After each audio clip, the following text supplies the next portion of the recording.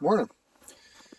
So, a few days ago, we got a bit of an ice storm, and it made our driveway a little bit dangerous. One of the things I enjoy about being a country boy is there's always something to mess around with. So what we ended up doing is we got out the little Massey Ferguson. Now, it's a good tractor. It's a little bit of an oddball. Mine was an old one and made early 50s. So she's coming up on, 75 years old. But the loader on it is super heavy to the point where it makes traction a pain. But it comes in really handy for when you are trying to break up some ice. So what we ended up doing is we just drove up and down the driveway a few times. So what happens is loader on a tractor takes all the weight off the back end and makes the back end real light. That's why you have problems with traction. And what I did is took advantage of that weight being off the back end. So because the back end is light, it makes the tires want to spin. Well, the little Massey there has chains on it. So when it's spinning, it's really churning stuff up. Here's a good spot to show you. So we took and churned all that ice up. And that'll make it a little bit easier for when we're trying to drive up, but more importantly, when we're trying to go down the driveway. So this driveway has a little bit of a hill to it. And having that hill trying to stop before you get out in traffic just wasn't really happening real well. Somebody's going to say, well, you run chains like that and try and churn up your driveway. That's really hard. It's hard on the tractor, it's hard on the chains. Well, yeah. Why didn't you use salt or fertilizer or something? Well, tractors need run. Here we got the chains.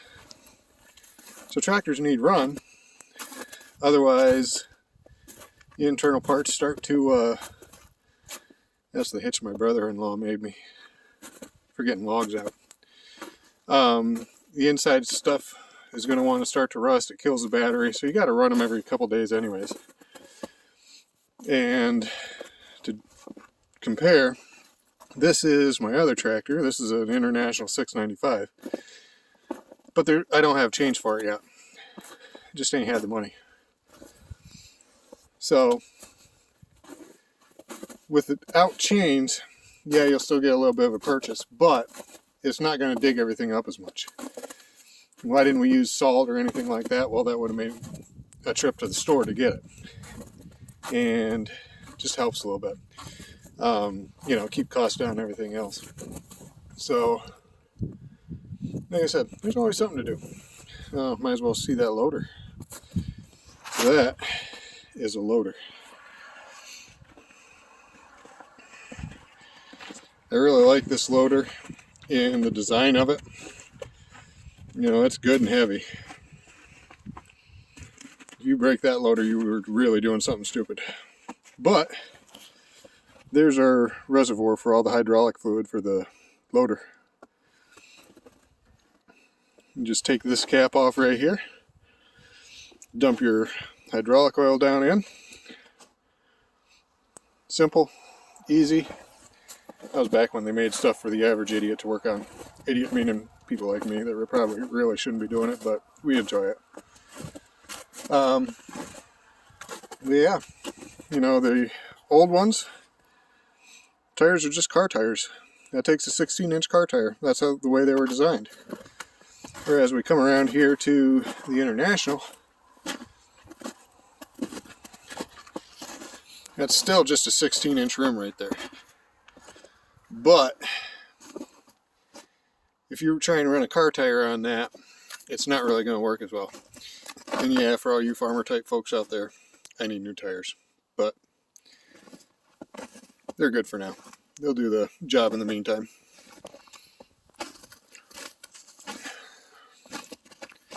let's check out the pig pen. So like I said, there's always something to do. Today I was going to go up and cut wood, but I ain't sure I'll get up in the woods to be able to do it. But we do, for our house, we usually burn probably around 16-20 cord a year. My folks have quite a few acres. They're just up the road. And actually now, the majority of their property is wooded.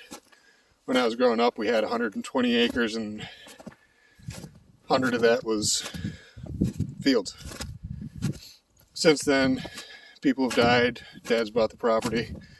My brother lives up there. He's mostly wooded. He's got 60 acres or so. I don't really know exactly, but man, somebody really ought to clean out this pig pen. Can't do it now. Everything's frozen. It's not really big enough to get the tractor in. I usually put 2 pallets in, drive fence posts in. That'll keep slide that sheet of OSB across. That'll keep the pigs in. We usually do just a couple pigs every year. Gives the kids something to do, gives me something to do. You grow up on a farm, you like having critters around. Unfortunately, I stay too busy to really do a whole lot with it, but you know, animals are good for teaching responsibility, and pigs taste kind of good. I'm sure somebody will come on and say, well, that ain't all that good for the animals. Oh yeah, but like I said, I'm a farmer. If you don't like people eating animals, this ain't the page for you to watch. And I probably am just going to ignore everything that's said negative about that stuff. But we grow beef and pigs, chickens. Brother has goats. He has a couple horses because his wife likes them. I'm too cheap for horses that I can't work. We raise gardens every year. And somebody's going to say, well, how do you justify doing all that stuff while working as a nurse? Well, like I said in the introduction video there, life's about poop. I grew up doing both, or doing plenty of time in poop. So a little bit extra ain't gonna hurt nobody, and just kind of helps to keep you grounded. You know, you go up, there ain't nothing more satisfying than walking out after a rough day and listening to the animals just munching away contentedly. Sit down on a hot summer day watching cows graze across the pasture. Like I've said before, terrible way of making a living, excellent way of making a life.